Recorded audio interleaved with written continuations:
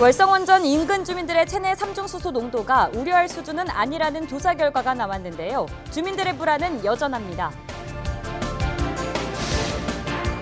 코로나19로 설 풍경이 달라지고 있습니다. 고향 방문, 가족 모임도 어려워지면서 설 차례상도 간단하게 차리는 문화가 확산되고 있습니다.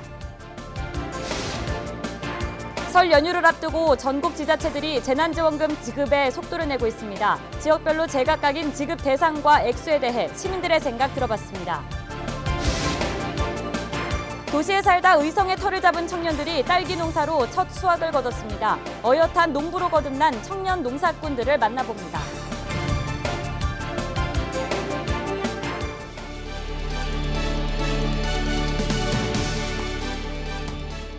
여러분 안녕하십니까? 헬로티비 대구 경북 뉴스입니다. 월성원전 인근 주민들의 체내 삼중수소 농도가 서울 등 다른 지역 주민에 비해 높긴 하지만 우려할 수준은 아니라는 조사 결과가 나왔습니다. 하지만 주민들은 크게 납득하지 못하는 분위기인데요. 박은경 기자가 취재했습니다. 지난 2018년 11월부터 2020년 7월까지 월성원전 인근에 거주하는 주민들의 체내 삼중수소 농도를 측정한 결과입니다. 서울 등 대조군의 경우 3% 정도만 소변에서 삼중수소가 검출된 데 반해 원전 주변 지역 주민에게서는 2명 중 1명꼴로 삼중수소가 나왔습니다. 농도도 양남은 리터당 3.88 베크렐, 서울은 1.69 베크렐로 원전에서 가까울수록 더 높았습니다. 원전과 주민들의 건강 사이의 상관관계를 엿볼 수 있는 대목입니다. 하지만 인체에 미치는 영향은 미미하다는 게 연구기관의 판단입니다. 원전 주변 주민에게서 검출된 삼중수소 농도 최대치 16.3 베크렐을 연간 피폭 설량으로 평가하더라도 일반인의 설량 한도 제한치인 1mSv에 크게 못 미치는 0.00034 mSv에 불과하다는 설명입니다. 연간 일반인의 설량 한도가 1mSv이기 때문에 거의 3,000배 이상 작은 값이어서 이 설량에 의한 건강 영향은 이 정도 설량에 대해서는 이렇게 염려할 수준은 아니다. 주민들은 납득할 만한 수준의 조사가 아니라는 반응입니다.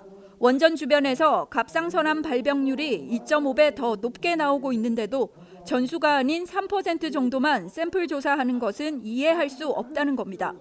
또 월성원전에서 삼중수소 누출 의혹이 제기된 현 시점에 이런 조사 결과를 발표하는 것 자체가 신뢰성을 떨어뜨린다는 지적도 제기됐습니다. 그런데 어제 도착했어요, 어제. 삼중수소가 언론에 안 나왔으면 여러분들은 계속 그냥 갔을 거 아니에요. 삼중수소로 인한 인체에 영향은 염려할 수준이 아니라는 조사 결과에도 주민들의 불안은 쉽게 가라앉지 않고 있습니다. 헬로티비 뉴스 박은경입니다. 영양군이 자영업자들에게 재난 기본소득으로 지역화폐인 영양사랑 상품권 50만 원을 지원합니다. 지급기간은 오는 8일부터 26일까지로 주소지 읍면행정복지센터를 직접 방문해 신청하면 됩니다. 여러 개의 사업체를 운영한다 해도 한 번만 지원받을 수 있으며 무등록 사업자이거나 신청일 현재 휴 폐업한 상태라면 지원 대상에서 제외됩니다.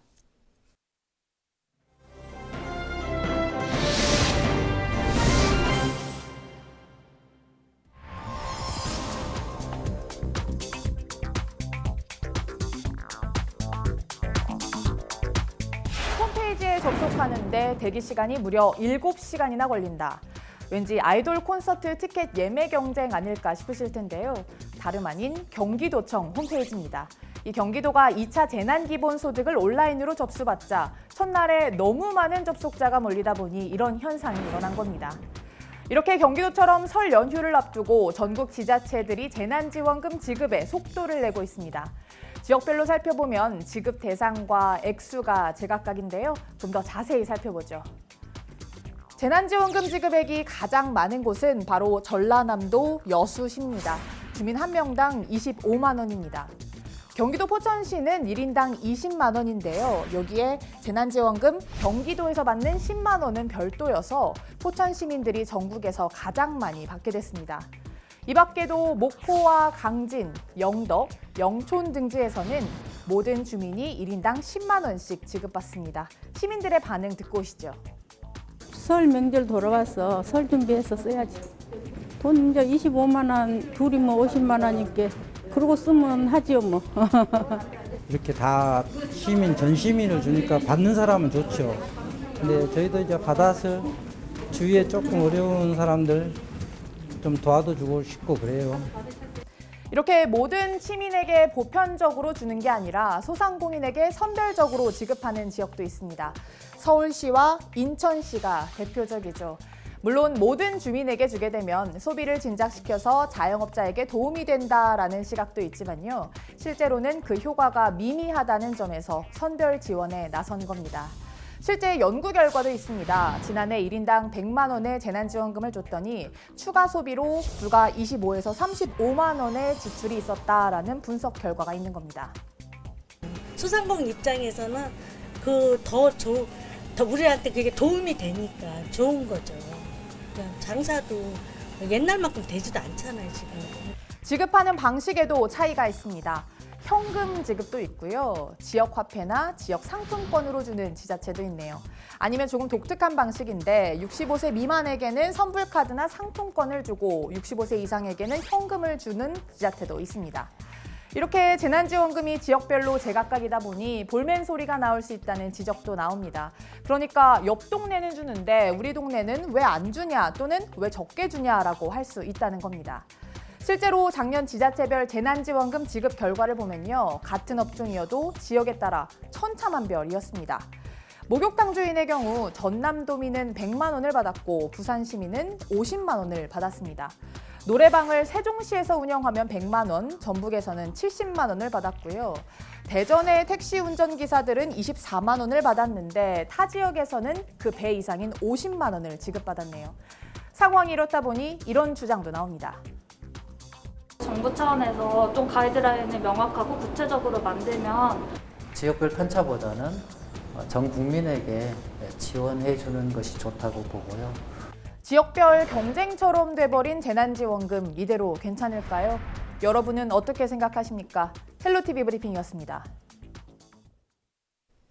도시에 사는 청년이 시골에 와서 농사를 지으면 억대 지원금을 준다는 소식 전해드렸죠. 지난해 의성군의 터전을 잡은 도시 청년들이 딸기 수확과 함께 모든 교육을 마쳤습니다. 어엿한 농부로 탄생한 청년들을 전병주 기자가 만나봤습니다. 먹음직스러운 딸기가 한가득입니다. 도시를 떠나 의성군에 정착한 청년 교육생들이 정성스레 키운 딸기입니다. 수확과 함께 청년들도 결실을 맺었습니다. 1년간의 이론과 실습 교육을 모두 마쳤습니다. 앞으로 농업이 미래다라고 생각을 하고 있습니다. 그래서 저는 자녀를 키우고 있고요. 저희 자녀들에게도 본보기가 될 수 있게 농업에 좀 발전이 있다는 걸 좀 보여주고 싶습니다. 타지에 살다 부모님과 함께 농사를 짓기로 결심한 청년도 있습니다. 땅이 이렇게 고향에 와서 있으니까 안정적으로 이제 사업을 시작을 할 수 있는 것 같아서 그게 저한테는 좀 많이 도움이 되는 것 같습니다. 올해 딸기 농사를 시작하는 청년은 17명. 직접 온실을 짓고 딸기 농사를 지을 수 있습니다. 시설 자금으로 3억 5천만 원이 지원됩니다. 1억 5천만 원은 무상 지원되고 나머지 2억 원은 1% 이율로 빌릴 수 있습니다. 지원금으로만 600평 규모의 온실을 지을 수 있습니다. 이미 농사를 짓기 시작한 일기 수료생들은 한 해 평균 3천만 원의 수익을 올리고 있습니다. 스마트팜에 대한 기본 교육에서 실습, 창업까지 맞춤형 프로그램을 제공을 하고 있습니다. 2월 중순부터 3기 교육생 30명을 모집할 계획입니다. 청년 여러분들의 많은 관심을 부탁드리겠습니다. 농업기술의 발전과 창농을 꿈꾸는 청년들의 열정이 더해지면서 지방소멸 위기를 맞은 농촌에도 활력을 불어넣고 있습니다. 헬로티비 뉴스 전병주입니다. 곧 민족의 대명절 설입니다. 마음까지 풍성하고 넉넉해야 할 명절이지만 올해는 코로나19 때문에 설 풍경이 많이 달라졌죠. 고향 방문, 가족 모임도 어려워지면서 설 차례상도 예전보다 간단하게 준비하는 집이 늘고 있는데요. 그런데 전통대로라면 상다리가 휘어지게 음식을 올리는 대신 이렇게 가볍게 차례상을 차리는 게 예법에 맞다고 합니다. 그럼 유서 깊은 종가는 어떻게 차례상을 차리는지 살펴볼까요? 퇴계 이황 종가의 차례상입니다. 술과 떡국, 포와 전 한 접시, 과일 한 쟁반 등 5가지 음식이 전부입니다. 우리가 기존에 알고 있는 차례상과는 모습이 많이 다르죠. 재래문화의 지침서인 주자가래에 기록된 내용도 이와 비슷합니다. 차례상에는 술 한 잔과 차 한 잔, 과일 한 쟁반을 차리고 술도 한 번만 올리며 충문도 잃지 않는다고 쓰여 있습니다. 흔히 일반 가정에서는 차례상에 평균 20가지에서 30가지의 음식을 올립니다. 종가의 상차림과 비교하면 대여섯 배나 많은 양이죠. 이렇다 보니 때론 음식을 준비하는 과정에서 가족 간의 갈등이 발생하기도 하는데요. 이 때문에 상차림을 과감히 개선할 필요가 있다는 이야기도 나옵니다. 차례상, 음식 장만으로 인해서 가족 간 갈등이 많죠. 그래서 그러한 점에 있어서도 개선할 필요가 있고, 또 하나는 이 재래 음식이 요즘 신세대들은 먹지를 않아요. 그래서 우리가 음식 문화가 많이 바뀌었다는 그런 측면에서도 개선을 해야 될 거고, 현재 주자가래나 그 종가가 하고 있는 떡국, 술, 그리고 포, 과일 이걸 중심으로 으로스 알파라고 해서 각 가정의 형편에 따라서 추가를 하면 좋을 듯합니다. 가장 훌륭한 차례상은 소박하더라도 정성이 깃들어 있는 한 상이 아닐까요? 상차림의 형식보다는 조상을 기리는 마음과 정성이 더 중요하다는 점 함께 기억하면 좋겠습니다. 지금까지 앵커 브리핑이었습니다.